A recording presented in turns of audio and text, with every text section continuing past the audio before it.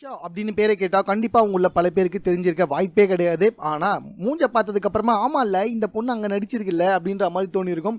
தெய்வ மகள், முள்ளும் மலரும், மலர் உள்ளிட்ட பல சீரியலில் நடிச்சிருக்காங்க இவங்க தமிழில். ஆனால் இவங்க உள்ள தமிழ் சீரியலுக்குள்ளே வரும்பொழுது ஹீரோயினாக நடிக்கணும் அப்படின்னு நினச்சி தான் வந்துருக்காங்க. ஆனால் இவங்களோட ஹைட்டு, வெயிட்டு, ப்ராடான மனசு எல்லாத்தையும் பார்த்து இவங்கள வில்லி கேரக்டரில் போட்டுட்ருக்காங்க டேரக்டர்ஸ். இப்படியே நிறைய ப்ராஜெக்டில் வில்லி கேரக்டர் கதாபாத்திரமே வருது அப்படின்னு சொல்லிட்டு செம்ம காண்டானவங்க இதுக்கப்புறம் நடித்தா ஒன்லி ஹீரோயின் அப்படின்னு சொல்லிட்டு புதுசாக வந்துட்டு ஒரு கண்டிஷனை போட்டாங்க. ஆனால் அங்கே தான் ஒரு ட்விஸ்டே. அம்மா உன்னெல்லாம் ஹீரோயினாக சேர்க்க முடியாதும்மா. ஹீரோயினாக கொஞ்சம் பாவமாக இருக்கணும், கொஞ்சம் கூனி குறுங்கி இருக்கணும், சின்ன ஐயா பெரிய ஐயா சாரு அப்படின்லாம் பேசணும். உனக்கு அதெல்லாம் வருமானு தெரியல. ஏன்னா நீ இருக்கும்போதே வந்துட்டு பயங்கரமாக வந்துட்டு பாடி பில்டர் மாதிரி இருக்க.